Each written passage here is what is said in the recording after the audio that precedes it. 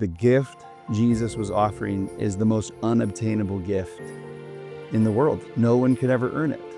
No one does earn it. No one deserves it. It's a gift of pure grace and something that's helped bring back a magic into Christmas. Is realizing that wow, all my weeks at church, all my donations, all my good deeds could never earn this, but it was given freely.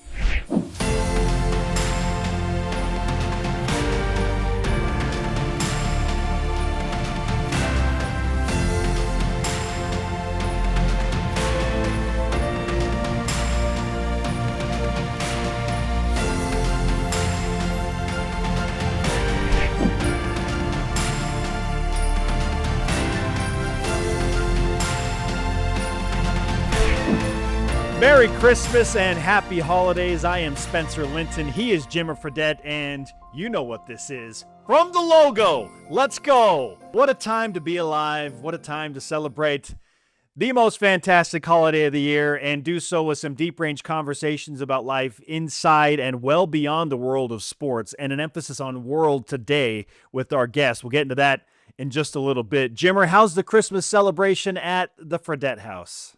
Christmas celebration is always great at the Fredette house. We love Christmas. We've talked about this many times. We do a little party at Whitney's uncle's on the 23rd. You know, we do some actually Mexican food, some chips and salsa, some enchiladas, that type of thing. And then on the 24th, we go to her mom's house and we hang out there and we have a big, Christmas Eve dinner and we kind of get dressed up and kind of have a fun time doing that. And then obviously Christmas, it's a full-fledged week for us. We enjoy it. We have a great time. The kids are pumped.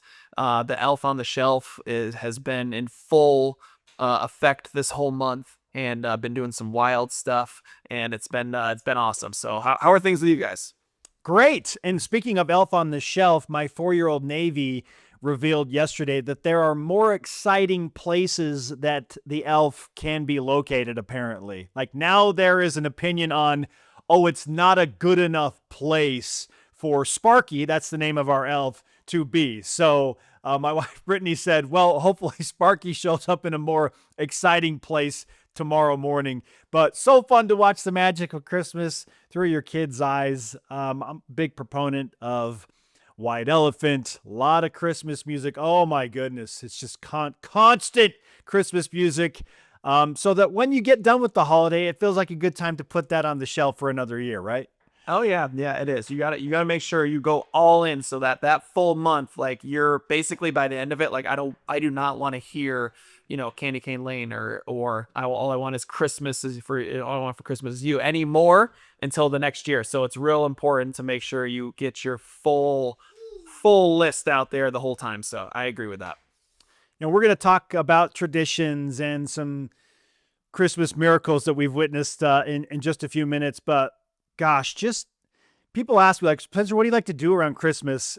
My life is so chaotic in television and radio and podcasting and games and crowds. And Jimmer, I know that you can relate to all of that on a spiritual level, that when I finally get home and I can just sit on my couch and stare almost blankly at the Christmas tree lights, that to me has become a beloved tradition, just staring at the Christmas tree. Yeah, I totally get it. Christmas is a great time to just put your feet up, have the fireplace on, staring at the Christmas lights, watching a Christmas movie, relaxing, having a great time. I mean, you feel like there's going to be peace and quiet, during this time. But, obviously the kids are running around, they're going nuts, they're having a great time. They're off of school, so they're doing all the things. But it's such a great time when you just get to see the lights, under the TV when I'm watching a college football game, and then there's wreaths and all these lights underneath it that I'm just enjoying, for just 1 month, basically, maybe 2 in our case. But other than that, it's a great time. Our general purpose in this podcast is well stated. I mean, we're getting close to 20 episodes in, which is wild how quickly it's gone, and it has been super entertaining. But we primarily today just want to uplift. We focus on educating our listeners and do so through our guests, and certainly there's an entertainment value that we hope people are enjoying. But today's is primarily about uplifting and focusing on what Christmas means, not just here and in our families, but to take a zoomed out approach and look at what Christmas means across the world and what's at the center of that. I know that most of our listeners know the answer to that and or at least feel like they have a central focus on what it's supposed to be about, but we're really going to zoom in on that and have an extra meaningful conversation today. And that takes us to our opening tip-off, Jimmer, with our starting lineup today. 3 Christmas topics, maybe a holiday bonus because, why not? Our VIP guest is a world religion expert. He's an outstanding podcaster. He's been in education. He's a tour guide for the Holy Land and in several places in Europe. His name is Dave Butler, and he had a very unique experience in China that changed his life and put him on a path to religious discovery. And Jimmer, you more than most can relate to the unique perspective Dave brings from the land of China because it is a different place. It is. It's a different place, and there's not a whole lot of believers in Jesus Christ or in religion in general. It's just not super well known over there. So this holiday is kind of interesting for them. They like it because of the entertainment aspect, and you can go buy presents and do all the things, but there's not a whole lot of understanding of what the true meaning of Christmas is centered around Christ. So Dave, his story is awesome, and I related to it very, very, very much. With that said, let's get to the early tray. 3 top-of-mind subjects to set the pace, get our Christmas conversation rolling today, much like a Jimmer tray does in a basketball game. Jimmer, are you ready to shoot on the holidays? Man, I can't wait. I love the early tray for Christmas. Let's go. Okay, we talked a little bit about this a moment ago, but our number one topic is your very favorite Christmas tradition. My favorite Christmas tradition when I was growing up was every Christmas Eve, we always had a sibling gift exchange. That's what we would do. We would go out and our parents would give us a little bit of money, usually like 15 or 20 bucks. And we'd go to the mall and they would drop us off and they'd say, all right, go get something for your siblings. And I'd go through the mall and I'd figure out what I could get that was obviously not super expensive, but figure out that was something that they liked and go to, most of the time for Lindsay, it was Bath and Body Works, and I'm getting her some type of something because that store is the best smelling store in the world, right? So I'm getting her something from there. And TJ, I'm trying to find something athletic, some type of pair of socks or mini basketball or something, whatever it is. And we would go and then we would come back on Christmas Eve. We would watch a Christmas video and then we would exchange presents as siblings and we would open those presents up. And that kind of kicked off our Christmas spirits. And it was so much fun. We used to love it. I used to look forward to that night. Most of the time the presents weren't great, but it was meaningful. And that's the most important thing. So that was probably my favorite Christmas tradition growing up. Yeah, as a kid, we would always have an extended family Christmas Eve party, and my cousin Matt is very close to me in age, and we share basically all of the same interests, sports and viewing sports and talking about it. And so that was kind of like our opportunity to hang out and be around the cousins. And we play something called Christmas bingo. My mom would read off the different bingo things, and you'd win these small prizes every time you got a bingo that, looking back on, it's like, okay, I got a box of hot tamales, like whatever. But it just carried it was just the best because you got to unwrap each of those little things when you scored a Christmas bingo. So to do so with my cousins and my close family members like that was my childhood on Christmas Eve. And it was a perfect build up to the excitement of opening presents on Christmas morning, but really like that as a kid. As an adult, obviously things change, and you pay largely attention to what your kids are feeling and what they're doing. But the white elephant gift exchange we have with our family on Christmas Eve is something that I really enjoy now, and trying to navigate the emotions of the rules of the game with little ones. Do not steal it from a little one. Do not steal it from a little one. You get the old Samuel L. Jackson, like, I'm going to end you if you steal that from your little sister. Correct. That's absolutely right. Oh my goodness. So funny. But the white elephant gift exchange is fun. I really enjoy the moments right before they go to bed. and the excitement in their eyes, knowing that when they wake up, Santa is going to have delivered gifts, and just talking to them about like getting them settled in for bed, and the carrots for the reindeer and the cookies for Santa and milk. Yeah, those things, as most parents I'm sure really enjoy, have become extra special. But like, there's just something magical about the look in the eyes of a child when they know that, hey, when I wake up, it's going to be Christmas morning. So that has become, as a parent, something that's pretty special for me. Yeah, no, I love that. I love it as well. And the cookies and the carrots, somehow they always get eaten. I don't know what it is, but they are always eaten. In our household, they are fully eaten. It's not just like a bite so you can see it. It's completely gone, just so you know. It's a hungry set of reindeer and a hungry Santa. Absolutely. Yeah, his Absolutely. digestive tract is also magical, apparently. Yes, it is. It absolutely is. All right. Number 2, as we focus in on gifts, and I'll let you take this anywhere you want to, but you can answer both sides of it if you'd like. But it centers on the best Christmas gift you've ever received and or given. I'll go with received first.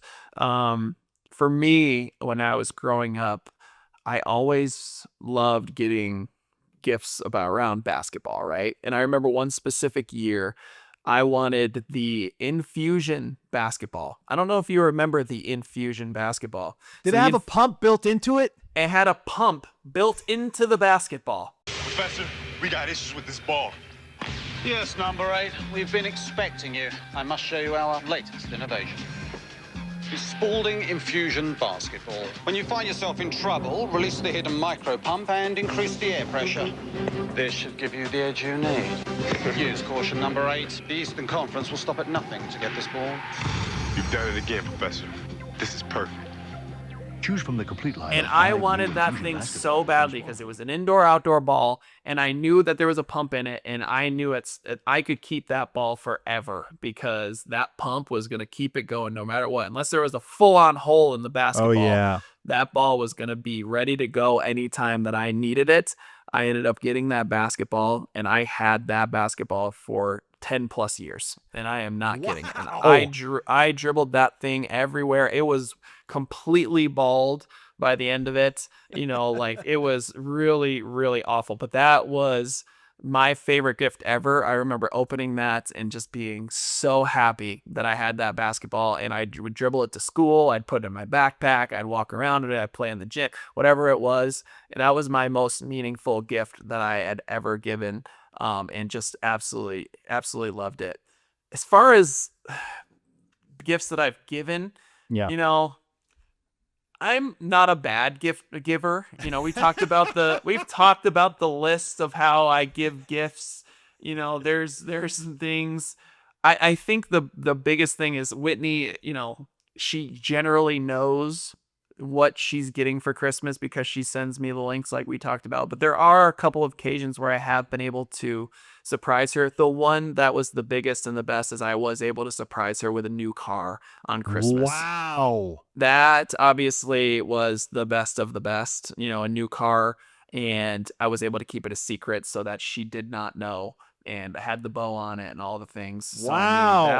That was you by were the far, Christmas car commercial. You were the commercial. I wish I would have gotten paid for it because that would have helped offset the expense of the car. But that was probably the best at that point. Oh, fantastic.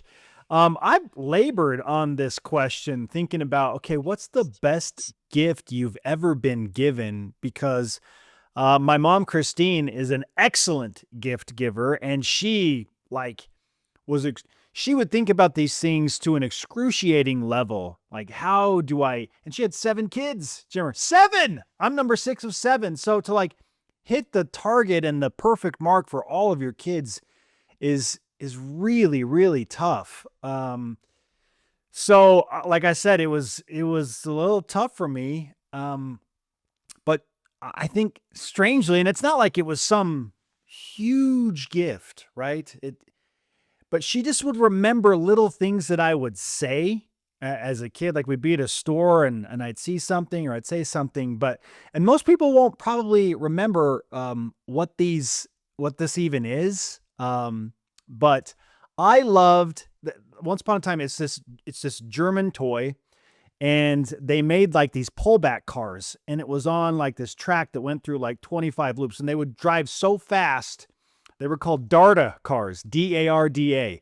And I'd gone to a toy store and we'd seen them, and I was just so enthralled with them because as a little kid, I loved cars and the pullback function. And they go like, seriously, they're like the fastest little cars. I still have them today. They're still in my basement. But it was because of her detail and like remembering, and they were stinking expensive. I mean, like when I was a little kid, spending $100 on a Christmas gift was a lot of money. But she got those for me, and we added to the collection through the years, through birthdays and Christmas, but I still have that gift in the basement. And, I'm inclined, as I'm talking about it, to like pull it out and have my kids play with it again. But, yeah, so just random, but like the emotional tie, because she just was always so present and aware. Like she just listened to everything. Lego sets, police stations, hospitals, things like that. Those are always fun too. But yeah, just the detail of my mom remembering what we liked and then her delivering on Christmas Day was always something that I'll never forget. As far as a gift given, when we got pregnant with our first child, Jax, we had the opportunity to reveal that to our parents. And we were at Brittany's house in Nevada for that specific Christmas. And so for us to be able to give them a little item that they kind of had to like do the math together, and then, oh my gosh, are you pregnant? Like seeing my in-laws cry and my wife cry and getting ready to have our first kid, like that was something I'll never forget. That was really cool. Awesome. So cool. I love it. Love Christmas gifts, and it's the spirit of giving, and it's so special. You remember those things for the rest of your life. So it's so cool here. And I'll say this about parents too, and I'm sure you can relate. Like it's all about, like I never understood as a kid, like why my dad or my mom were okay with essentially getting nothing. Like it was all about the kids, and all the presents and money were spent on the kids. And I'd always look at them and think, are they a little sad that they're not like getting anything?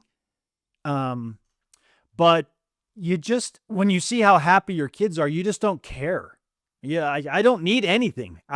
My present is watching how happy everybody is around me. And so now, you learn and you grow and you understand that. One specific year, the only thing my dad got, this is not a joke, because like we're very, very middle class. And at times, like as many families did in the 80s and 90s, you just live paycheck to paycheck, and you got to scrimp and save. And my parents worked so hard to make sure we had a magical Christmas, but we did not have a lot.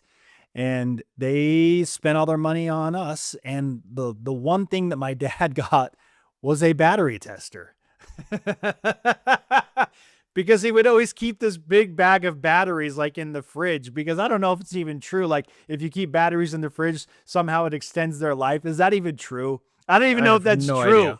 No idea.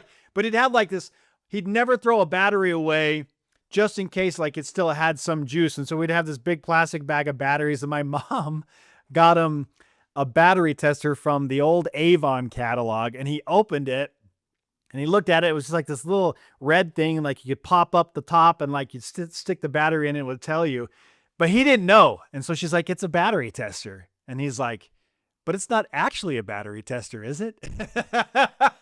She's like, no, it is. It really is. So that has become like a thing for the Linton family that still exists, that phrase. But it's not actually a battery tester, is it? But what it represents to me is something really magical. Like that little battery tester. It's a great reminder of who my parents were and how incredible they were taking care of their family. Absolutely. Battery tester and all. That's such a great story. I love hearing that. The one thing that we do need to get you for Christmas though this year, no matter what, is a new sweater. All right. Let's get you a new sweater. Other than that, we're good. Okay. You don't have to get anything else. What? Just the new sweater. Dwight Schrute is so he's so offended, Jimmer. He's so offended. Dwight the elf. Oh, I love it. I love Okay, it. number 3. This is about Christmas miracles, and I'm not asking for like a big thing, but just maybe something memorable that you saw in your life growing up, in your circles, family, friends, community.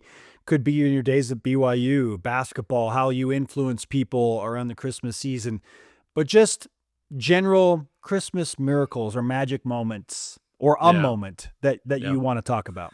There's 2 things that come to mind. One, when I was after BYU playing in the NBA, we started our foundation, Fredette Family Foundation, and one of the things we love to do is be able to help families in need, kind of in the areas that were close to us. So back in upstate New York, I was playing with the Westchester Knicks. I was able to go home for Christmas. It was the first time I'd been home for Christmas in a long time because of basketball. But we were fortunate to be able to buy a bunch of bikes for families that were in need in the Glens Falls area. And my family, my brother and I were able to hand deliver those bikes on Christmas Eve to the families. And it was an unbelievably special experience to be able to go around town to people that we know, people that we love, that may have needed a little help for Christmas, to be able to do that and to see the joy that brings to that family, but also to yourself, of like that's what this season is about. It's about helping others. It's about giving if you have the opportunity to do so. And it doesn't need to be monetarily. It could be with your time.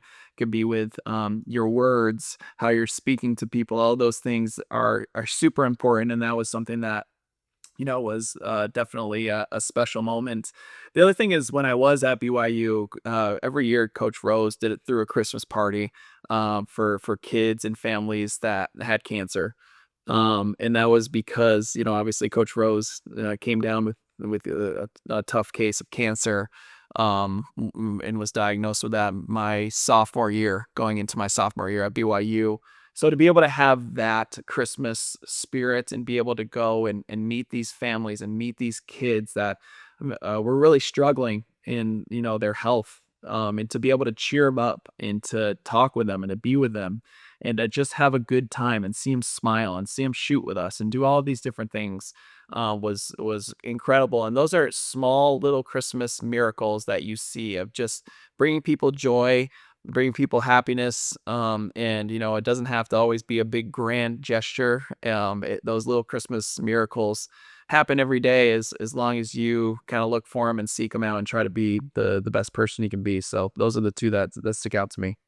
Hard not to love that. And thinking about what Coach Rose means to you and BYU basketball and to the community, yeah, it's as a wave of emotion there. And what a great man, what a great tribute to him. So appreciate you sharing that. And I love that that's tied to Christmas.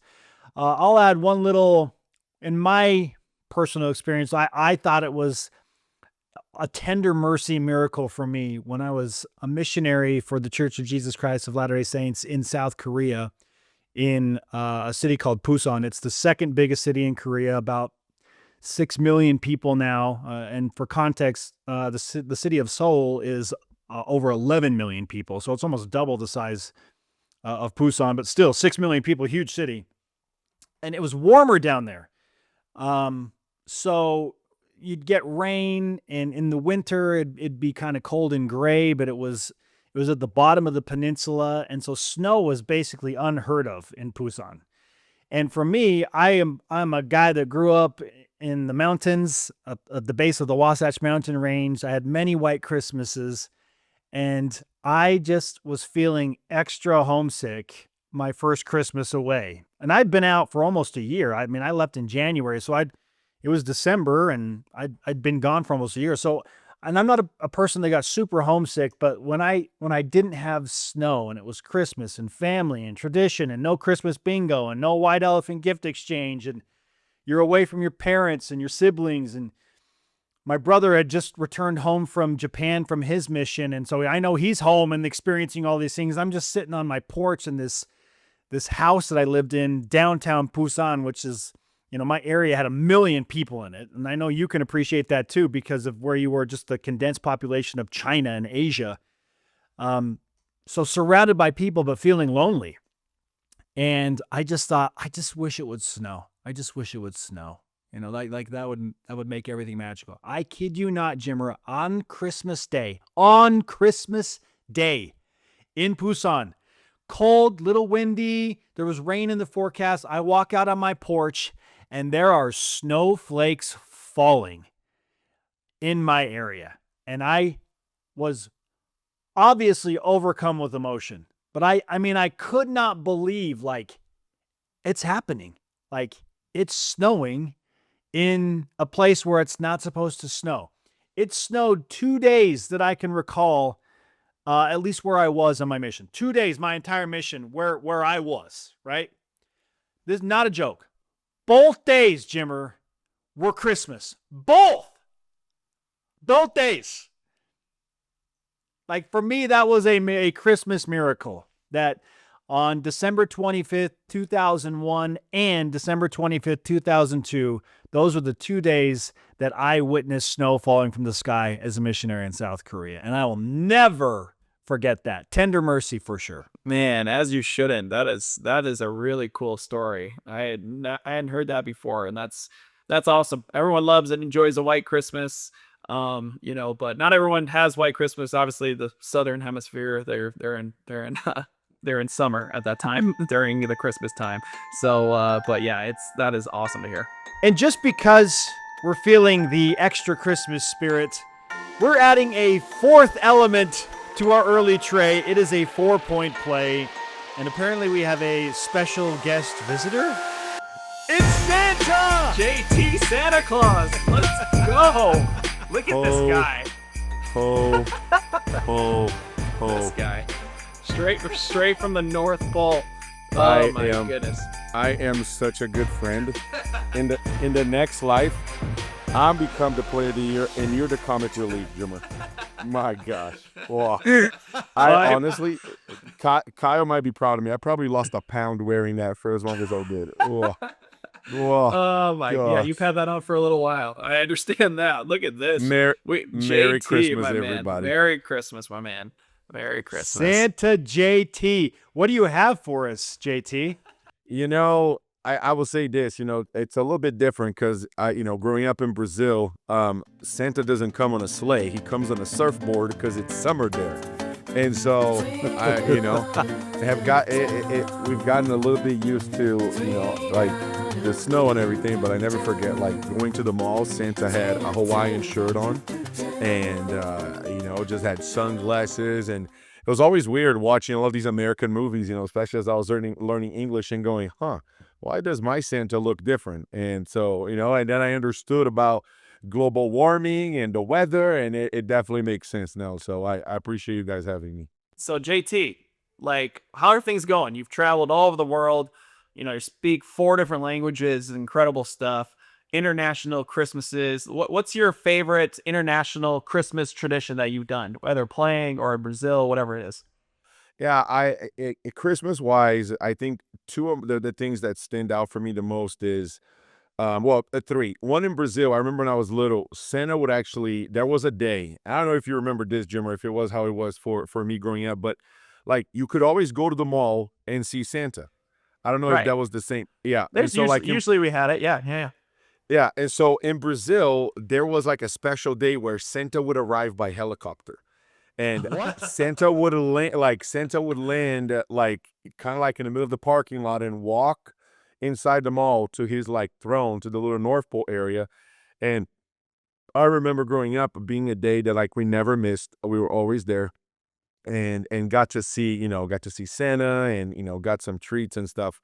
The other one was, my wife is American and all of her family lives in Utah now, is going to Temple Square and seeing the lights, going to the Grand America and seeing, the window displays. And then the third one, when we were in Italy, we were in Europe for about a decade.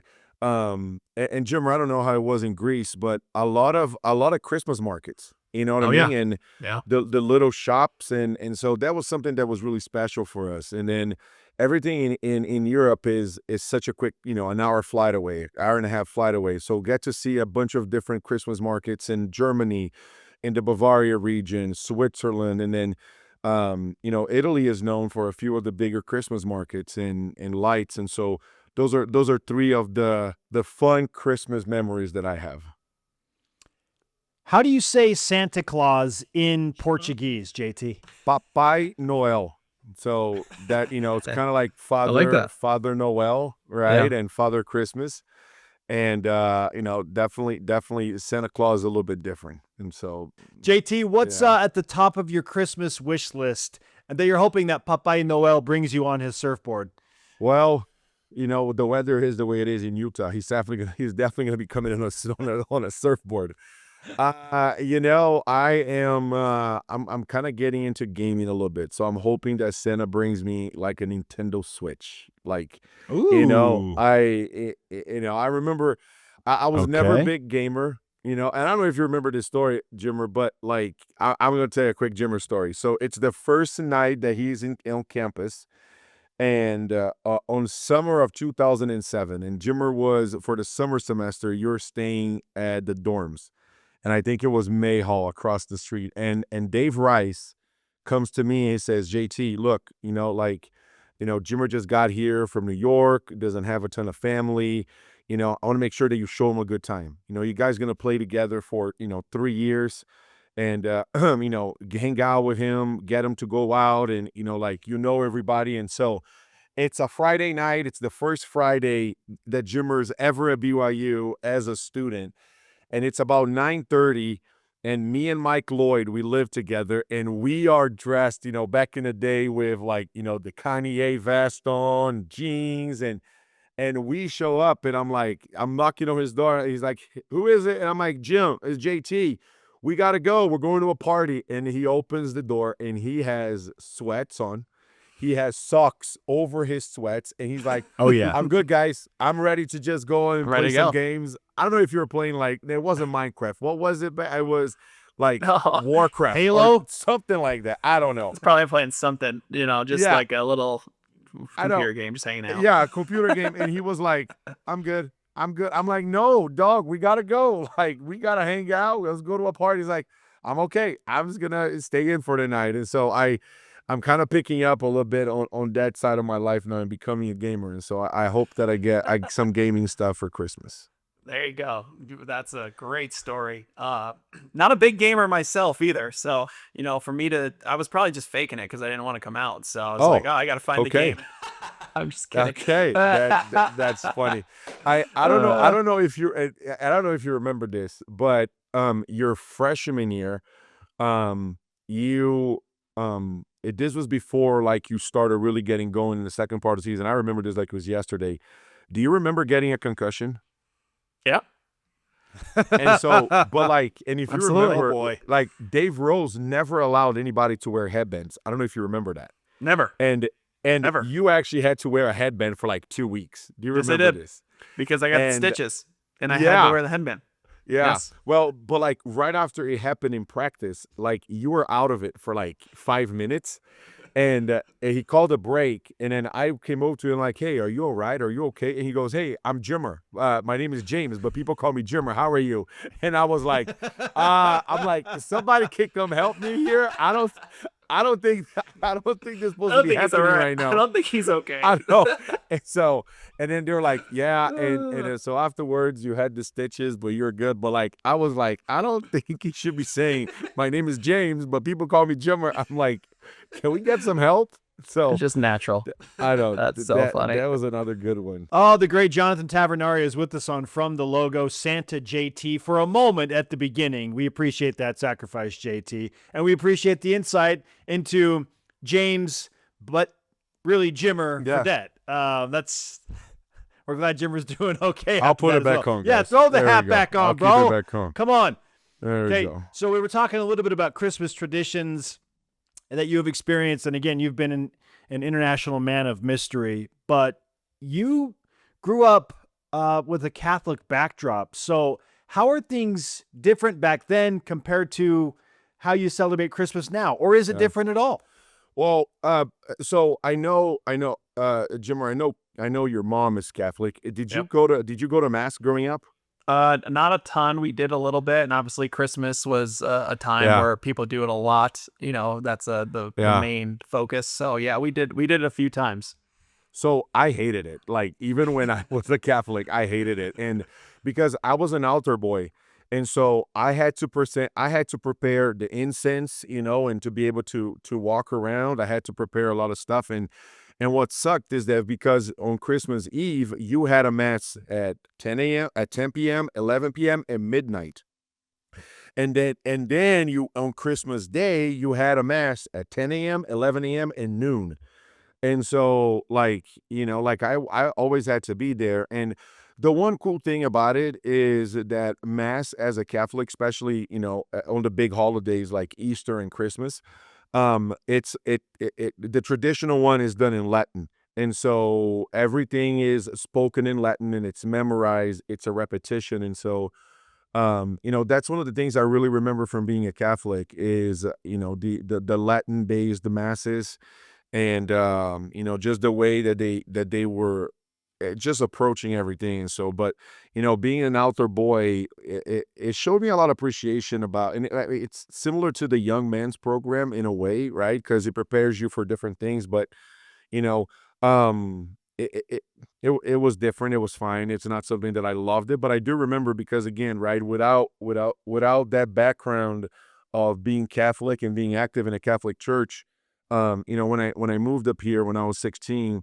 not a whole lot of it would have made sense, and I'm grateful for it because he gave me a good presence and a good base foundation for me to join the LDS church. It's great to have that perspective from different religions, and I grew up in a household that was, like you said, my mom was Catholic, so we knew a little bit about that. The same thing with you and just all the different religions out there. They kind of celebrate and do things a little bit differently.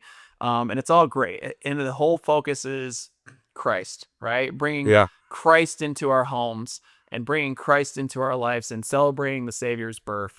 And, from your perspective, how can we bring Christ into our homes, for the rest of the Yeah. year? Like, what are some things that you guys do to be able to do that at the Tabernacle household? I'm a little, it is not necessarily a sensitive subject. You and I have talked about this, but I never got to serve. I chose not to serve a full-time mission, a 2-year mission, right? And something that you and I have talked about, and then afterwards I have a question for you about Christmas, is I always felt like my path on going to BYU and getting baptized was for me to be able to use my talent and my gifts and my language abilities, my personality to be able to bring others into Christ. And so here we do it through basketball, we do it through service, it being close, obviously, doing the work that I do on with BYU TV, with ESPN Plus, and then with basketball, right? I mean, if both of I coach a 7th grade basketball team. We're getting pretty good. Before and after practices and before and after games, we say prayers. And I have one of the boys say a prayer. And so part of the prayer that I always say is, allows us to be a light unto others so that we can uplift them. And to me, my mission in life, God put me on this earth for me to play basketball and then for me to have the connections that I did to be able to glorify him and give him all the glory. And so to me, that's how we try to do it. And then my wife, through her volunteering service at church, helping immigrants, helping refugees here in Utah, working closely with Governor Spencer Cox. And so that's the way that we do it, right? And I think, Jimmer, you and I had talked about before about, hey, how can we use our platform with basketball and sports? But I do have a question just based on that. In China, how was it? Because obviously it's not a Christian, centered country. They have other things. How was Christmas in China? Yeah, that's a great question. It was interesting because they definitely like to celebrate the celebration of Christmas, right? They don't necessarily know exactly what it is or that it's or centered around Jesus Christ and his birth. Now, some people do, some people don't, but they still they decorate trees. They have stuff out in the city where it's very Christmassy. Everything, a lot of things are red and green, especially in Shanghai. And there's different pockets, obviously, like of that more Americanized pockets that do it more. And then there's very Chinese portions of it that maybe do it a little bit less. But generally speaking, in like the downtown areas and stuff, they still celebrate it because it's a great time for people to go out and get Christmas presents and be able to celebrate that way. But it was very awesome to kind of be a part of that and to not shy away from talking about Jesus Christ to people in China, even though there was not, you can't proselyte. There's no missionaries in China. The church is in China. There's some branches over in Shanghai that I was able to be a part of, but they are very strict on, hey, you can't proselyte. You can't talk about this outside of these walls, basically. But if someone asked you a question, you could answer it. And that's what I always made sure to do. And it's interesting. A cool story about just the Catholic Church and your mom. When you came into your visit, my freshman year, in the middle of my freshman year, your mom was there, and you know me, right? I'm loud. I'm like, "How's it going?" I'm hugging. Wait, what? I haven't heard that. You are? So sometimes I come out of my shell, Spencer. You only get to see it every now and then. But I'm talking to Al. I'm hugging Kay. And I said, "Hey, don't worry. When your boy comes over, I'll watch over him and all of that." And then when Al and Kay were dropping you off, she was like, "Hey, you got to watch over my boy and, you got to keep him safe." And then at the end of your freshman year, she was there and I'm like, "Hey, Mama Fredette, how are you?" And she was like, "Oh, JT, you watched over my boy." Fast forward to probably I think 3 years ago. I reached out to you and I'm like, "Hey, I kind of need your help with some skill drills for Xander." I don't know if you remember this. Oh yeah, and I do. I was like, "Hey, I can teach him how to shoot and he's doing fine with that, but I can teach him to dribble. I can't teach him, to teach him how to Jimmer. I can't do that." And so you helped me. I mean, we talked for like a week straight going back and forth, and then I told you, I said, "Hey, I appreciate you doing this. What can I do for you?" And you're like, "Hey, come on, we're family. I appreciate you reaching out." And then I went and I went to Jimmerosity and I made a donation, right? I was like, "Hey, look, you just shared all of this with me. I feel terrible." And so I went and made a donation to Jimmerosity. About a few months later, I get a letter in the mail from Kay Fredette. And I'm like, "What the heck?" I'm like, this is random. And it was the sweetest letter. And your mom was just like, "Ever since I met you and ever since BYU, and I appreciate you doing this." And, my parents are not Catholic, are not members of the church either. They're still Catholic, just like your mom, but people like that to me are just as big as an example of Christ-like attributes and Christ-like love and just a pure love, and much like my mom, I've always seen Kay, you've became like this global phenomenon. I last story I'll share, I promise. Otherwise, this podcast will become crazy. But I don't know if you remember this. I talked to TJ more about this. But my rookie year in Italy was when everything Jimmermanian was happening. Right. Somebody and you and I have talked about this, but somebody in Italy made a brand named Jimmer, the way that Italians pronounce Jimmer, which is Gimer. And they were selling all sorts of basketball stuff. And there was "Teach me how to Jimmer" with their name on it. Wow. And one of the things that I always tell everybody, because obviously they're like, "Hey, did you play with Jimmer?" The coolest thing has been to see you from a freshman and get in there and and just truly working your way to the top and becoming the global icon that you became, and never changed one bit.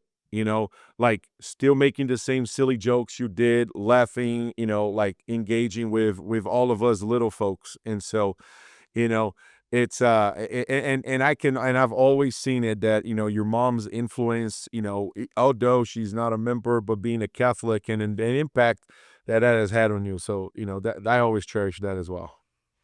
Man. JT, we appreciate the insights into Christmas and young freshman Jimmer and the experiences you had with him. But we do feel it appropriate to close out this Santa JT conversation with one simple question, and that is just a compare and contrast. Okay, because this is a debate that Jimmer and I have had going for the past few episodes. And we won't get into all of the nuances of it, but just head to head, if you have to pick one of the two following Christmas movies, which are you doing and why? Frosty the Snowman, claymation, whatever you want to call it, or White Christmas with Bing Crosby? Go. I haven't seen either of those. Come on.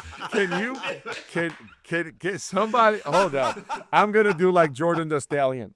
Can either of you give me a normal Christmas movie like normal people? Can I have like JT, Elf? we need an opinion. We're not talking about the classics, the greats. gosh. We're just trying to settle a debate because there are those that think both are bad, but we need to know which is less bad, I both guess. of them. They both get a vote. I know Frosty from the song Frosty. Yes, there you go. I win. I win just from I'm that. dreaming of a white Christmas? Are you kidding me? Bing Crosby? That movie's from the movie. That song is from the movie. No, it's not. It's from Macaulay Culkin on Home Alone. Yes, You it's know? exactly right. That's Come what it on, is. man. That was in our top. Oh. Elf and Home Alone were in our the other top two, so we're good there. But yeah, that's so Thanks for funny. nothing, Santa. Oh gosh, Santa Jeez. JT let us all Hey, down. The Grinch stole Christmas, just like I stole you guys' heart.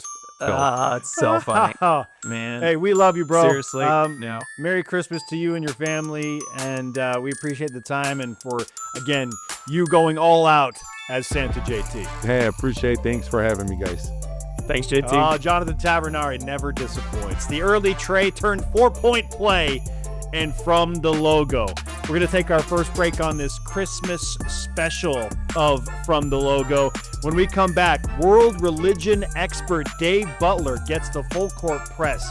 You want to talk about a guy who has seen so many cultures and how religion impacts it, how Christmas factors in. He is your guy. An amazing conversation coming up with Dave Butler after this.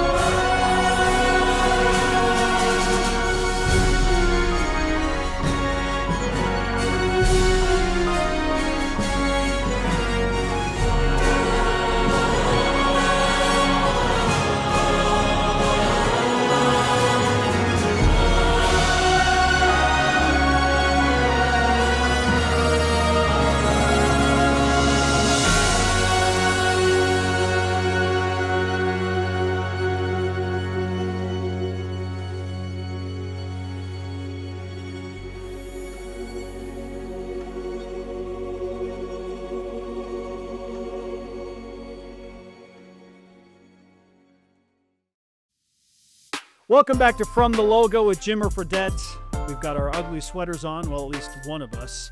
Sorry, It guys. is time for the full court press with our VIP guest. He is an outstanding podcaster, host of the Don't Miss This podcast and the Revival podcast, not to mention a world religion expert and friend of ours. Dave Butler, welcome to From the Logo, Dave. Thank you very, very much. Merry Christmas, brother. How are Merry things? Christmas How's back. the season?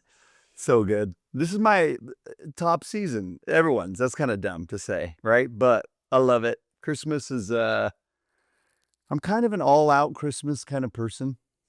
to be honest. Jenny and I were just talking about how I fired her like 10 years ago at Christmas. She tried to put toothpaste and like toothbrushes in the stockings, and I was like, do you want to be my elf? That's what I asked her. Do you want to be my elf? I will run Christmas, and you can be the assistant. So, unlike different from most families, I actually run the Christmas show at our house. Yes. So You are the regional manager. She is the assistant to the regional manager, Christmas person.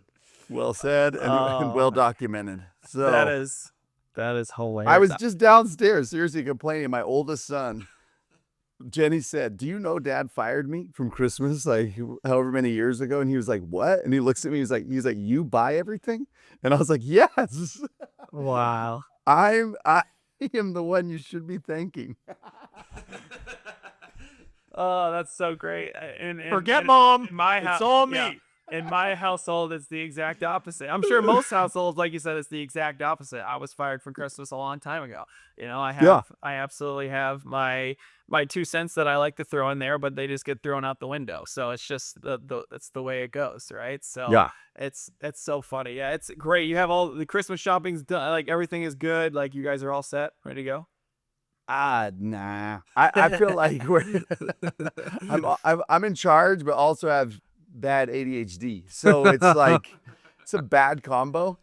Yeah, there you So, go. But it's working out. It'll work out. Yeah, It'll come together. in the Ladies very and end. gentlemen, faith reigns supreme for David Butler, especially around Christmas. And I'm and telling you, Liza, listen. let's go. A friend of mine once said this. It's like if you keep things to the last minute, it only takes a minute. So that's like one of my mottos. It's one of my mantras. You know. that's So you don't. I feel that on a spiritual level, Dave. Yeah. That is good. That is great. Dave, I have a question. How did you become? We're putting you as a world religion expert. How did Yeah. you become a world religion expert? Right? How did this What happen? what we really want to do is put like a lowercase e next to expert, because I don't know what it takes. What's the hours that people have to like put into something to be an expert? You know, remember that? What was that? Like 10,000? Yeah, it's like something that? 10,000, right? Yep. Yeah, I might be there. I don't know. I think I just always had a passion for the whole world, people of the whole world, particularly faith traditions, religions of the whole world.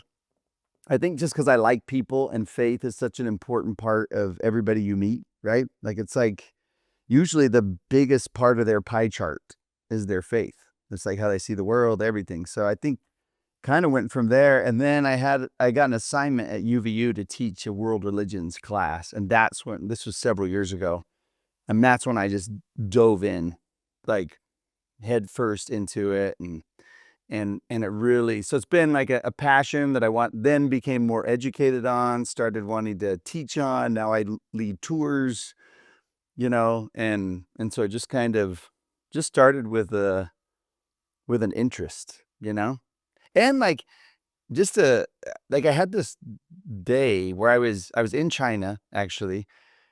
I'd had several conversations with people throughout the day, and every conversation I had, everybody said, I've never even thought about believing in God.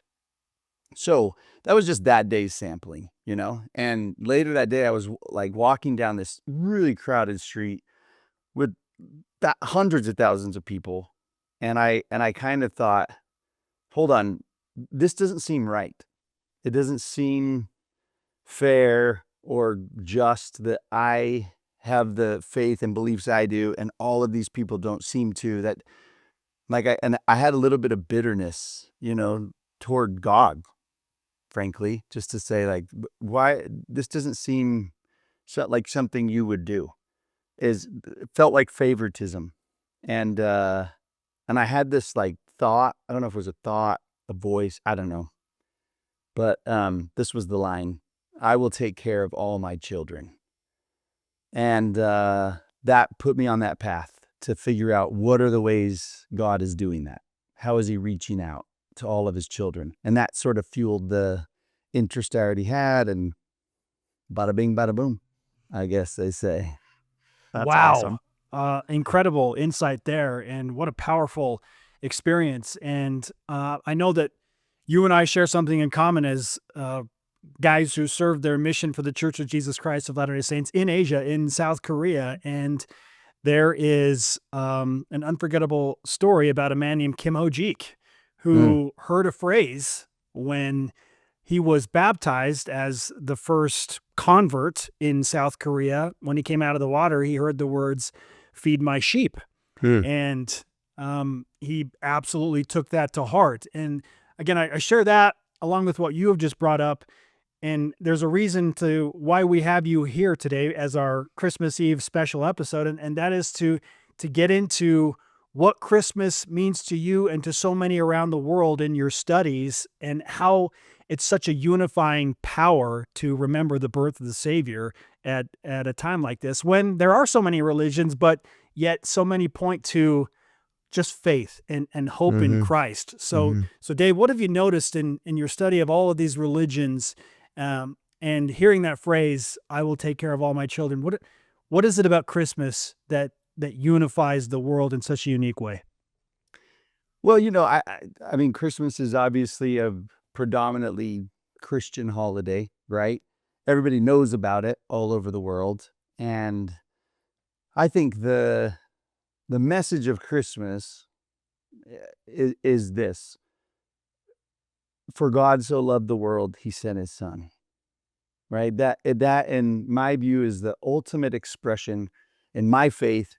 The ultimate expression of God's love for the world is I sent my son to save the world, to put everything right in the world eventually, to, peace on earth, goodwill toward men. It was like that was the aim, that was the intention, that was the reason for sending him. And Christmas is that moment. It's the moment where he came into the world, to carry out that mission of his and his father's. And it just is, it's and the thing that's about it that I think is interesting as somebody who kind of has a passion for, I think my personal belief is God sent Jesus to the world to save the whole world, everybody in it, people who know about him and don't know about him. Like the way he lived his life was for the entire world. And I think that Christmas story is kind of the perfect picture of it, because everybody was invited on the first Christmas, right? Normally a birth is a really exclusive experience, right? I would say particularly the birth of a king. You would say the access pass to that is a pretty difficult one to get. No one's allowed courtside for that event, without knowing somebody. And yet, on that occasion, the people who were invited into it was everybody unexpected. Beautiful. And there seemed to be room for everyone, including the wise men, who traditionally were probably people of another faith tradition, also invited. Just that was the message of Christmas. It was like, God, this was the good news is he came for you, is what the angel said. For unto you is born this day. For anybody who for any and everybody. And I think that's the message, and that's the hope of Christmas to me. Man, such beautiful insights there. I appreciate that perspective, Dave. And it's so true. It's so true. It's for everyone, right? Christ came to the earth for everybody. Yeah. He was born, he lived a life, and lived a perfect life, and the only one to ever do that. But he did that for us, and then ultimately, died for our sins. And it's just a great time to remember that. It's a great time for hope. It's a great time for charity and inclusion, and just making sure that everyone feels welcome and everyone feels warm during this time of the year. And, just continuing on this Christmas theme, obviously you've gone through Christmas, and we kind of all gone through Christmas in different phases of our lives. As a single person, as a person that maybe have been newly married, and then someone who has kids, and Christmas. How has Christmas changed for you throughout those years and kind of through those phases of your life? Has it changed your perspective on anything, being single or newly married, or that now having kids? Like, what's your perspective on Christmas through those times? Yeah, I was just talking to my son is a missionary right now for the Church of Jesus Christ of Latter-day Saints in Bolivia. He hasn't been there very long, and I was just kind of talking to him about Christmas up and coming, and because I kind of go all out on Christmas, I know he's gonna miss it because it's a Yeah. show. Yeah. It's a show that we put on Yeah. December 25 every year, That's and awesome. so I know he's gonna miss it. But I just talked to him about how different Christmas can be at different seasons, and that one was so sweet for me because it was this it just felt like I was a shepherd, like kneeling at the manger. There was no fanfare. There was nothing but simple baby Jesus and me. And those were really, really sweet days. And then you have the ones where, we had new little babies come into the world. And then I felt like Joseph and Mary, where it was like you understood for the first time in your life how wild it was that these two welcomed a baby into the world under the circumstances that they did. Like, you're growing up, you hear the story and you're like, yeah, manger, whatever, the barn, it's fine until you're there and you're like, and the burden and, of Joseph in particular, like I felt his, like where I was like, and then your kids grow up and there's something that's so magic. It's something I feel like I've learned being an adult with kids at Christmas is kids love Christmas. They love it. And I think the reason they love it is because it's their one chance a year to get something that they can't get at any other time. Like they will not ever make enough at a lemonade stand to get, the headphones they want. Like it's out of reach. Everything is out of reach for a kid. And the more out of reach a gift is, the better that gift is. And so for a kid, man, Christmas morning is like, this is something I never could have earned on my own. Right. And adults lose the magic. You hear adults say, "Oh, don't get me anything," which is code for I'll just buy it for myself. Like there's no reason for you. I can just get it. Like everything kind of becomes attainable as an adult, and I think that's where you lose the magic. And it's helped me realize the real magic of Christmas really rests under the star in the manger, because the gift Jesus was offering is the most unobtainable gift in the world. No one could ever earn it. No one does earn it. No one deserves it.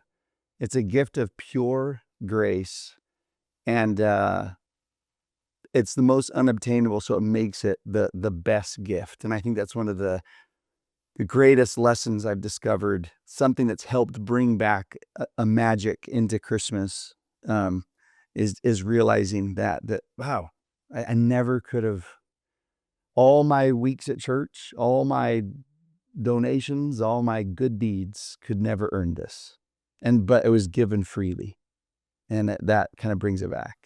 The great Dave Butler is on From the Logo, religion expert and host of the Don't Miss This podcast. Just love listening to the parallels that you draw there. And I was working with a youth group a few weeks back of 9 to 10-year-old boys, and we were talking about memorable Christmases, and I had them tell me what they wanted for Christmas, their unattainable gifts that you've just pointed out. And then I shared with them something that changed me and in just so many ways, but it was such a simple thing. And it happened when I was a sportscaster in Palm Springs, California. And it was a Friday night, and I was in many ways a one-man band at my news station. I'm shooting highlights, I'm editing them, I'm presenting them on the air, I'm going to have to post them to social media. But I'm in the heat of all of this. Like we're down to like an hour and a half before I'm supposed to go live with all of this stuff. So I'm feeling the pressure, and my wife says, "Hey, we need to drop off our gift," because we were doing the 12 days of Christmas, like a Secret Santa type thing for a family that didn't have much money and didn't couldn't provide gifts for their kids. And so I was so annoyed. Like I was just like, I don't have time for this. Just like always, I gotta do. Settle down, Jimmer. Settle down. This is just par. Settle it's par down. for. But I reluctantly went home, got the gift, and drove quite a ways away from my news station to drop this thing off. And again, was an annoyed mindset, and ran up the stairs to their apartment building and just thinking, okay, let's just get it over with, knock on the door, I'll drop it off and go back to work. And I stopped in my tracks. I was speechless. The kids, and I'm going to try not to get emotional. The kids had drawn a picture thanking Secret Santa. And I couldn't move. It just changed me. Yeah. I thought, this is what it's about. This is what it's about.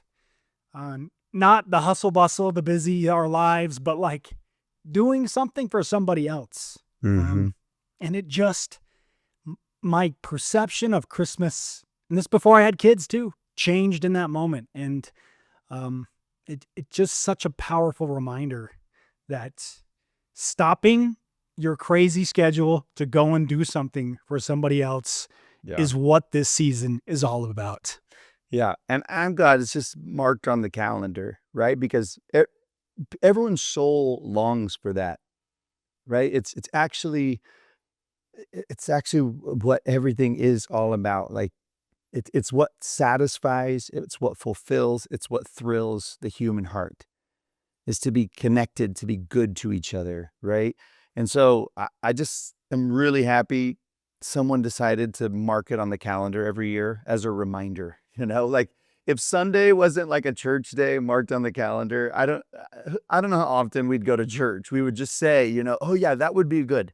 That would be good to gather with believers, but unless someone schedules it, then you don't do it. And it's awesome that every year it comes around again as like a slap in the face or a gentle reminder or whatever it is to just remind your heart what it really needs and what it wants to be and do. Yeah, that's such a great reminder. And, on this podcast, Dave, we're really big on moments that change your life, like specific moments that kind of change your life. Do you have anything that you could share with us where you were like, man, this is something that was truly life-changing for me, whether it's from a religion perspective, Christmas perspective, family, whatever that is? I'm curious to hear something that changed your life.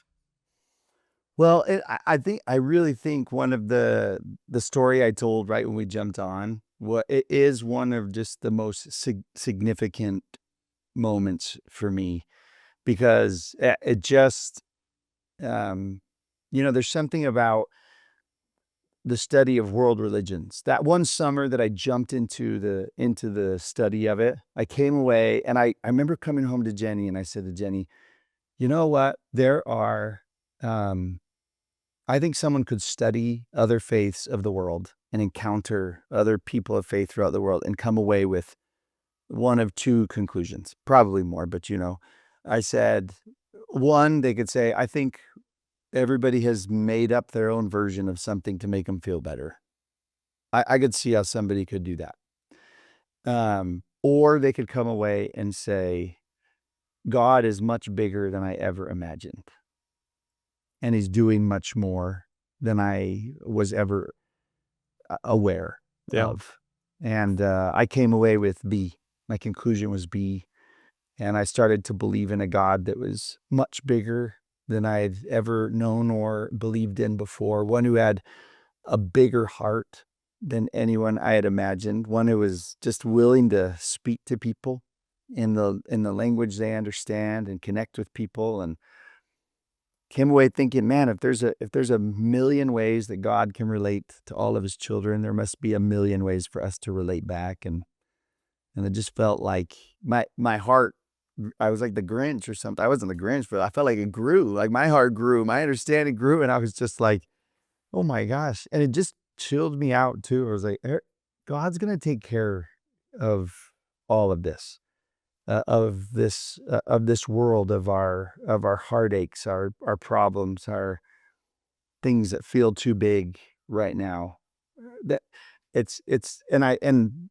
coming back to Christmas, there's that scene, of Christmas in the manger, and you picture it, and it's one I actually go to a lot when I need to like kind of settle my mind or my heart anytime throughout the year. It's like the one picture there. And, there's nothing was going right in that scene, right? Like Yeah. Mary and Joseph must have thought, are we really doing what we're supposed to? Because wouldn't Right. things like aren't they supposed to fall into place, if you're doing and they were just scared and outsiders, and people were whispering behind their back, and they had no money for the tax. And it just was like everything was falling apart.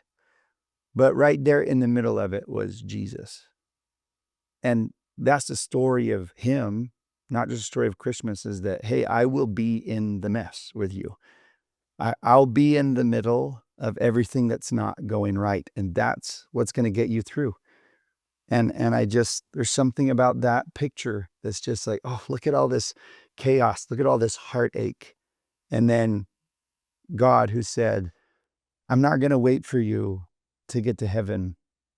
I'm going to come down, and I'm going to bring it with me, and I'm going to bring it into the situation. I'm going to breathe hope into every situation that you are in right now.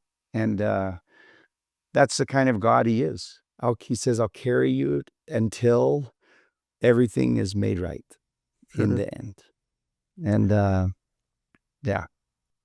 It's hard for me to imagine life without that faith and hope. Yet I say that as a precursor to something I noticed in our comments recently in one of a previous podcasts that Jimmer and I had done with a former professional athlete, Eric Weddle, who's a Super Bowl champion. And he talked about his conversion to the Church of Jesus Christ of Latter-day Saints while he was a member of Utah's football team, and how it's changed his life and his marriage and how he parents. And it was one of those understandably very pivotal moments for him. But someone commented and said, I used to be a person of faith. I'm not anymore. Why does faith matter?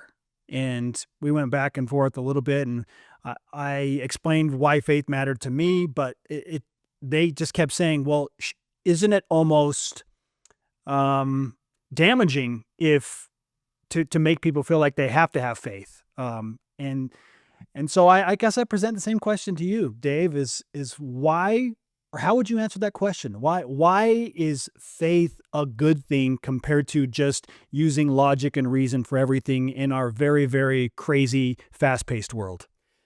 Well, the reality is everybody exercises faith in something, because the existence of God and hope and the kind of love we read about, it can't be proven, right? But the non-existence of God also cannot be proven. So at some point, somebody is exercising faith in one or the other, or anything along the spectrum. So it's not a question of like whether you like have faith or what you believe. It's like you're choosing to believe, one or the other. And it's kind of a tender time for our family right now. A year ago, my niece gave birth to twins and then passed away from complications in childbirth. It was my sister's oldest, and the first great grandkids for my parents, and just kind of the first. My sister became a grandma for the first time, and it was just sudden and unexpected and really hard. And the conversations I had with my sister were, and all of us, the thing we grappled with is like, man, I really want this to be true. I really need this to be true. This can't be a fairy tale. It's too important. Everything is on should I go to church or not? It's kind of like, but when you have skin in the game over it, when there's something like, wait, it matters to me whether this is true. And something I've seen her do, and her family and all of our family do, is actually was inspired by a message that we found in Morgan's missionary journal, a sticky note that she put onto one of her pages that my sister came across. In her handwriting, it said, "Choose to believe." And I think faith and belief are a choice on both ends. And as my friend Julie Taylor says, she's a friend of mine, a podcaster, she said, it's more fun to believe, and you can experience the fruits of it, You can experience, like, I might not be able to prove it, but there are fruits that grow from believing in hope and believing in second chances and believing in a God who says who he says he is. And you know, which one do you want to lean into? Yeah. You know? Absolutely. We have Dave Butler here on From the Logo podcast. That's so beautiful. And my mom used to always tell me, she used to have a phrase for me, KTF, keep the faith. Like, she used to say that constantly and wrote it on my shoe and like had it everywhere. And like, that was like a big thing to keep the faith, just because we all have something that we have faith in. Like you said, it's different for everyone, but make sure whatever that is, you keep that faith, right? Like, make sure you keep it and keep it rolling. It's such a good way to live by. So I love hearing that perspective.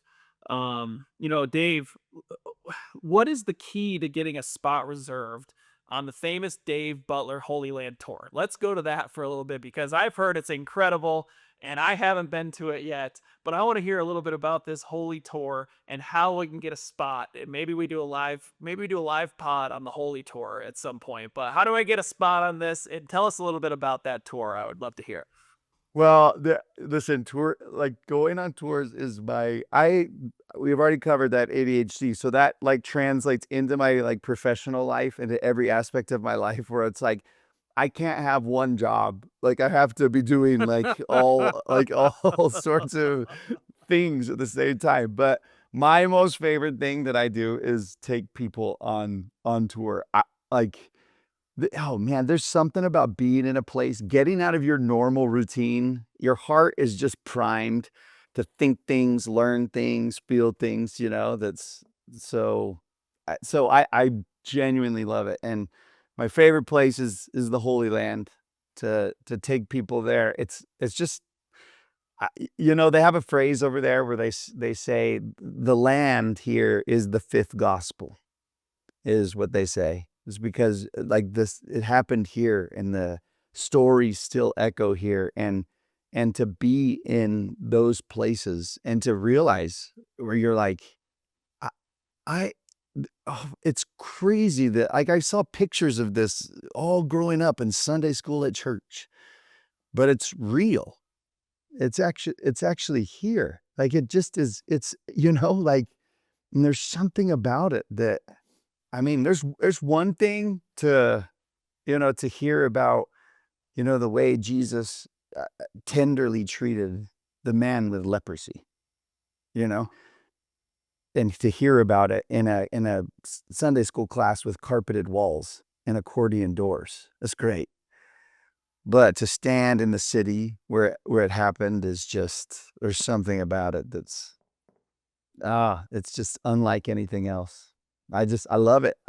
I keep thinking, will I one day get sick of this? Like, will I get sick? You know what I mean? I've been so many times now that I'm just like, like everything, where you just like, do you one day just like, like, oh, here we go again. And, I'm early 40s, so maybe someday, but not yet. You're not allowed to get tired of it until Jimmer and I are on one of those tours with you. And that's our my wives, pinky like, promise. come on, man. That's my pinky promise. I genuinely, like, no, I won't get tired of it. I won't. It is so great. It just, I mean, everywhere you go, right? Like Bethlehem, like, it's wild. You're just like standing there and you're like, I am in Bethlehem. Like, my son's friend, who's going on a mission to Korea, by the way, he was just speaking in church yesterday, about ready to leave. And we took him to the Holy Land at the beginning of the summer with my son Christian, like in a group of his buddies. And he told the story of standing in the field where David fought Goliath. Jeez. And he said, it started with us throwing dirt clods at each other with DIY slings, that we all made out of duct tape on the bus, and like trying to hit each other as we ran around that field. And then he just said, but then I stopped, and I could almost see the two armies lined up. And he was facing a giant of a problem at the time. And he said, I stood there and felt God say to me, like he said to David, I'm with you. There's just like you can't. Yeah. Can't What, how else do you get that kind of experience? I mean, it's like it's amazing. It's so great. So yeah, that's my favorite. I love them. I do the Travels of Paul tour. People love that because it's like Italy, Greece, Turkey. yeah. And that's like a win-win-win, right? Where they're like, Yes. I lived in Greece for a year, and that was awesome. Mars Hill and that whole thing, the Acropolis, yeah, like right. so cool. Good. So cool. Yeah. So, but yeah, I'll save y'all a spot. Okay, word up. I'll We're keep holding you going. to that. I'll keep going till you. Yeah, there you go. You're allowed to be tired of it when we have gone on the tour. As we finish up, some quick hitters, Dave. Starting with this, what is number one on your Christmas wish list this year? Do you know, I want to try those Meta glasses. I should probably say something like peace on earth, or whatever. But you know, after this whole discussion, or whatever, I'm just like, all right. I'd like to rock some Meta glasses. He's like talking about, you know, the picture of people thanking the Secret Santa, and I'm like, I probably should have said. No, listen, with the Meta glasses, you could see the Holy Land in a whole new way. That's what I've heard, right? With Yeah, whole new I don't know. perspective. I don't know. They might be dumb. But I'm like, are they getting good? I don't know. They just, genuinely though. I would just say I'll just buy it myself. This is gonna sound so cliche, but y'all can agree. You're dads. I love watching the kids open up their presents. Like it's like, I'm like, man, and there's no way that you could like tell someone like my son is not married or a kid. I'm like, man, you have no idea how good this is. And like I remember my grandfather saying to me, we were doing we were blessing our baby in church. And anybody who's not a member of our faith, we gather around our newborn babies and we say a prayer and a blessing over them in church. That's what we do. And my grandpa took me aside afterwards and he was like, you will not know what happy means until you're standing in a circle giving a blessing to your great-grandson. And it's true. I've never done it, so I don't know what it is, but I have done kids opening their presents, and it's pretty good. It's pretty magic. They get that intense. My kid, at least my son, gets like the intenseness of the face, and he's like rummaging through, and he sees it, and he's like, "All right, this is good." He throws it away and goes to the next one. It's always so fun. So good. Me and Spence have had this debate on this podcast a couple of times now. What is your favorite Christmas movie? Okay. Answer carefully, because this like our friendship will depend on this answer, Dave. There's a lot of good ones. There are. Okay. There are. And there's some that you think are good until you start them at Christmas time again, and you're like, actually, it's not that good. It's just tradition. It's just not that good. Right. I think my number one is the Santa Claus, like Tim Allen. Oh, that's acceptable. That is acceptable. He's great. The beard just keeps growing. Okay, there's some there's some good lines in that movie. Like he's so funny. Like it's legit. Like clever funny. You know, Elf is like so good and funny. But like, anyways, I think Santa Claus. Great. Do you want me to settle y'all's debate? That's acceptable. What are your two? I'll tell you. What are your two nominees, and I'll tell you. Jimmer, you want to offer up what's in your top three? Okay, so my top three are a little controversial for most. Number 3 is Frosty the Snowman. So that's sentimental. out. Just That's absolutely out, bro. love it. Get it Love it. Love it. Will not take it out of the top 3. I know it's creepy. I know it's weird. Love it. Can't help it. No. You know? No. Okay. Number 2 is Elf. Okay. It's reasonable. Commendable, except beautiful. It's pretty much in Good everybody's, top 3. Last one, Home Alone. Home Alone. Bro, my favorite. I went between Santa Claus and Home Alone in my answer. Good. We watch Home Alone every Christmas day. We save it for Christmas Day. I love That's like how elevated it is in our house. Yeah, so you like 2 of the 3. Frosty is sentimental, love it. Can't take it out, won't take it out because of Spence. It's all right, bro. And it's the way it's gonna It's work. okay, But dude. Spence, you give him your top 3 real quick. All right. Jimmer's not coming to the Holy Land if he's We're going to talk about Excluded. Frosty and why it's a classic. you bring up. I don't know what you have left, Spencer, because we've covered the best ones, so yours actually might be the controversial one. Okay. All right. 3B for me is Miracle on 34th Street, the 1994 edition. I love that movie. Okay. Okay. The sign language I can part do it. in particular, like, Yeah. is so sweet when he signs to the little deaf girl. Your Yes. name. So sweet. Is that not the sweetest? Jingle bells. You know it. Impression Dave. is So good. Okay. So So good. So good. Okay. That's 3B. 3A for me is Elf.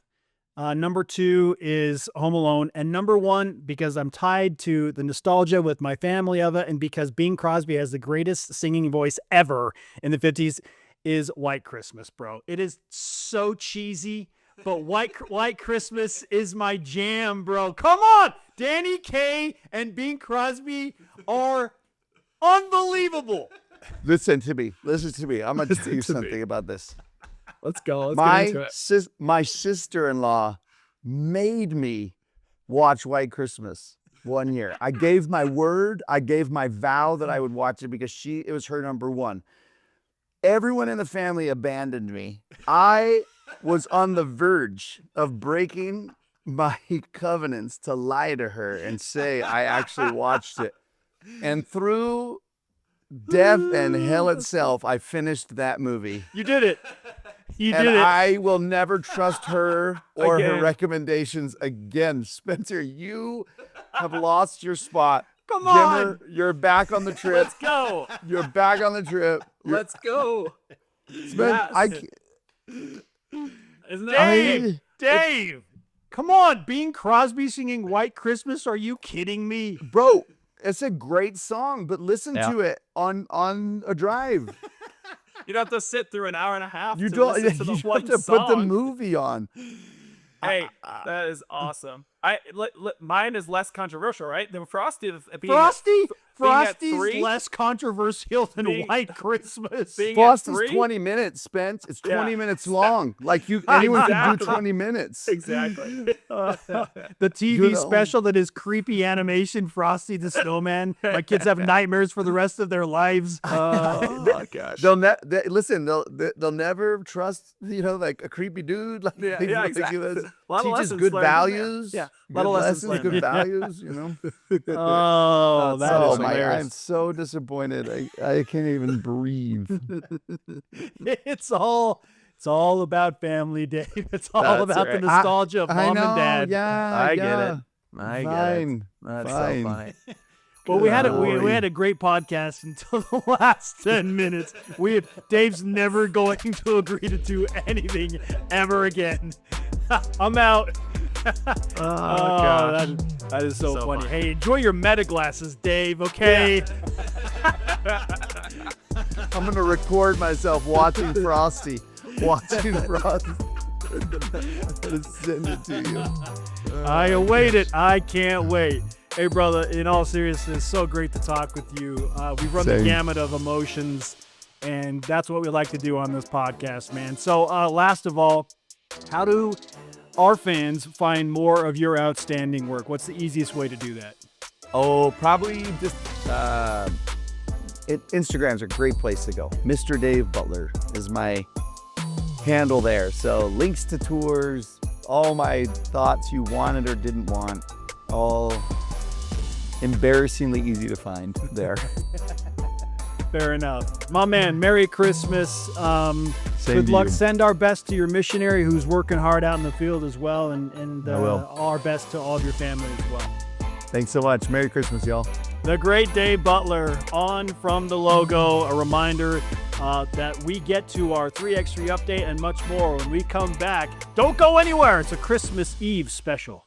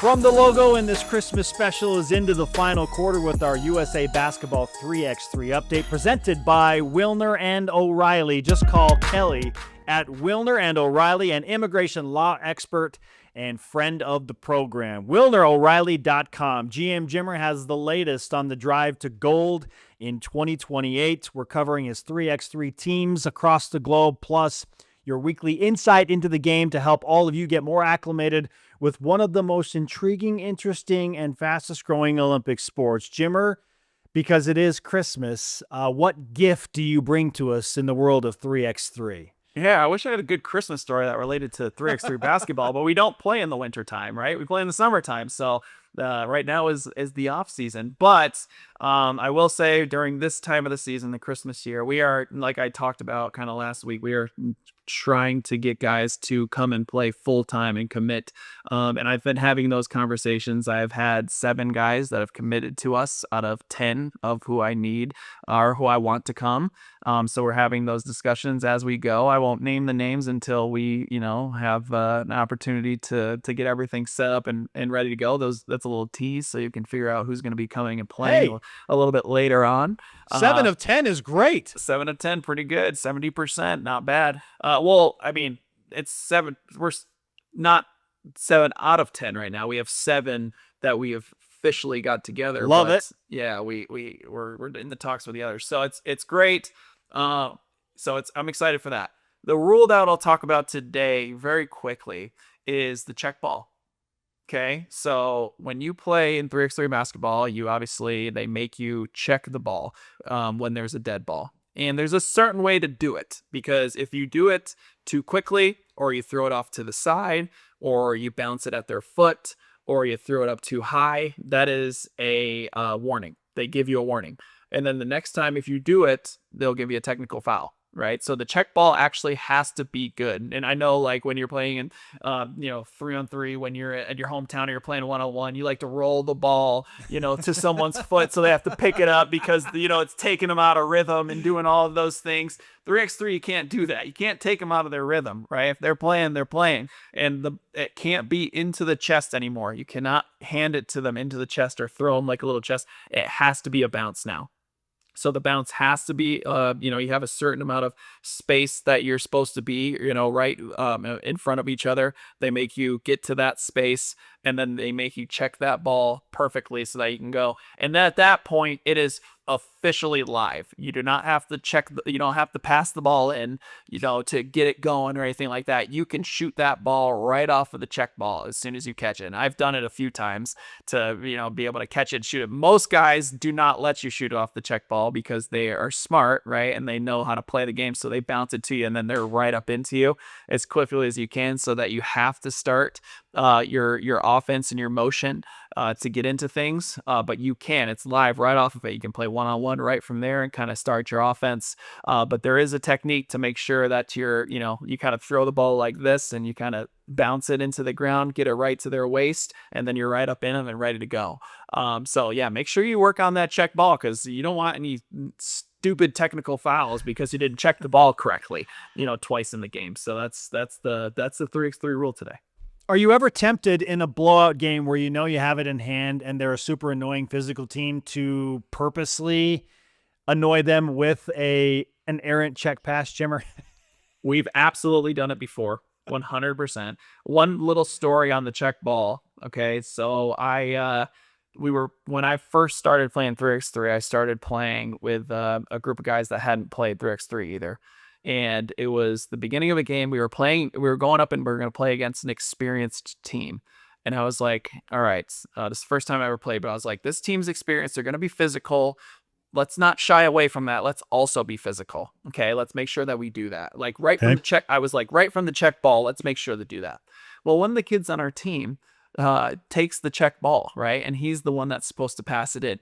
He literally takes the check ball and shoves it into the guy's chest as hard as he could and made the guy fall over on the first check ball of the game. And I was like, I didn't mean that. Like, I didn't mean to be that physical. I was like, let's Send be a physical. message. Send a message. He sent a message right from the jump, right off of the check ball. And so sometimes, yes, there is an opportunity where you throw it bad or do something like that just because you're upset. You take the warning, you go on. That's definitely happened before. The true spirit of Christmas in Yeah, 3x3. That's great stuff. Oh, fantastic insight into the 3x3 situation. And Jimmer, now let's just set the stage for you to take your final shot of the podcast. What would you like to say, and where would you like to go with that? I just wanted to say I hope everyone has a happy holidays and Merry Christmas out there. I hope everyone enjoys it with family, with friends, with loved ones, whoever is close to them. I just hope that it's a great holiday spirit and holiday season for everyone.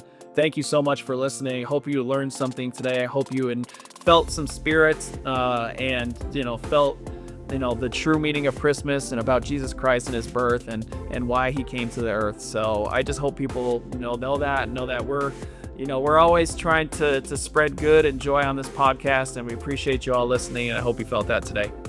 I echo Jimmer's sentiment. We really tried to piece this podcast together so that there was a different feeling, and there's something that is lasting. And even if you're just prompted to close your eyes for a minute and think on a deeper level about what the holiday season, what Christmas means to you, then we feel like we've accomplished what we set out to do. Because you all deserve a moment of just true peace, even just for 1 minute amidst such a chaotic, crazy season. And that's what the holidays can often become. But I felt that on numerous occasions in our conversations, thanks to you, Jimmer, and to our guest, Dave Butler, and to our friend, Jonathan Tavernari. They all brought unique insights and delivered from the logo. So appreciate you, brother. Merry Christmas to you and your family.